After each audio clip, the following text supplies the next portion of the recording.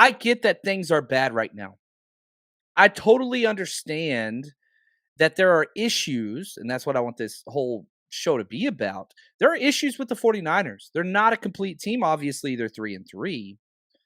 But at the same time, man, it's very easy to watch the film offensively, right? I wanted to finish the offensive film. You only put up 14 points. Really, you put up 14, you gave away 7. So if the defense never even took a snap, you would barely win this game. That's how bad the offense was. That Jeff Wilson fumble was inexcusable. But I'll say this, they're moving the ball very, very well. They just cannot gel. They can't get out of their own way. And, I get it. Anytime a team does bad, okay? So a couple things. Anytime a team does bad and is 3-3 and you lose to a inferior team, which the Atlanta Falcons were, and we can get into injuries and we'll talk about that. I don't care about that. When you look at a 3-3 team that's coming off an NFC championship appearance, you're going to be frustrated. And fans should be frustrated. I'm frustrated. The 49ers players, the coaches, everybody's frustrated, rightfully so. The film shows you can be a good team.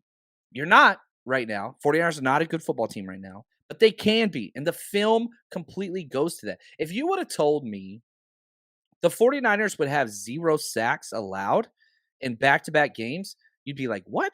I'm sorry, 0 sacks. I don't know, man. It's weird because there's players wide open consistently. Jimmy Garoppolo's throwing great deep balls. Not consistently. He threw 3 perfect deep balls. He had the one that went off of Ray McCloud's hands. He had the one that went off of Charlie Warner's hands. And then he had the one to Brandon Ayuk that toe tapped before going out of bounds. And they had that holding call on Jake Brindle. Watch the film. 100% bad call. Terrible call, in fact. The refs were really, really bad this game. Not necessarily with the penalties, in the fact that the refs, not blaming the game on the refs. That's not what I'm doing at all. This is a small caveat. I'm saying that Jimmy throws 3 perfect deep balls and has 0 sacks.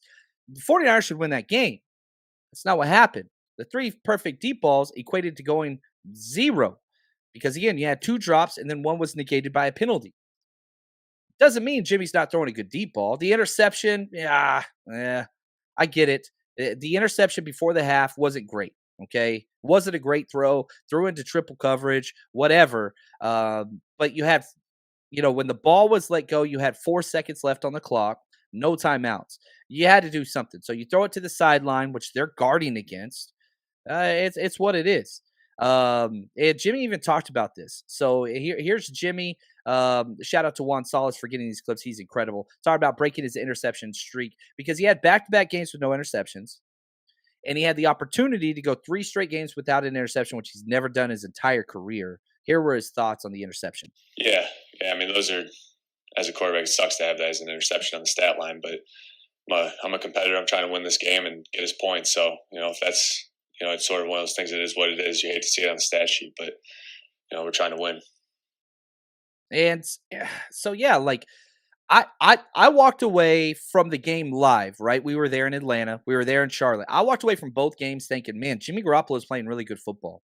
Not bad football. But then you're like, well, he only put up 14 points as an offense. How great of an offense? How great did the quarterback actually play? It wasn't great. The interception to Debo was really bad. That was high over the middle. And again, it's funny because with Jimmy, give it then take it away. You go back to the screenplay to Debo several games earlier where Debo takes it 80-plus yards against the Rams, and it's like, oh, my gosh, Jimmy, why'd you throw it high there? Well, I saw him breaking on the ball, so I went high there. Total BS, but that's okay. Then you go to this exact same thing, throwing high over the middle, contested catch. Debo doesn't come up with this one, and it's an interception. I counted 5 bad throws from Jimmy Garoppolo, which isn't too bad whenever you consider, I mean, shoot, how many times did he throw it? 41? Yeah, he threw it 41 times. And it's not like 5 turnover-worthy throws. No. 5 bad passes that were either low or whatever or behind somebody. Where there's some players running free, yeah, you bet your rear end there were. Kyle Juszczyk on one of the plays uncovered down the sideline. Jimmy never saw him. Why did Jimmy never see him? Daniel Brunskill just stepped in for Mike McGlinchey, got a huge pressure off the edge. Jimmy Garoppolo actually, I count it as a positive play. ducks the end, scrambles, throws the ball to Debo, gets like 7 yards. But Kyle Juszczyk's just running down the field, hey, by himself. Corner never even went with him. So there were some missed opportunities. The 49ers Rush Podcast.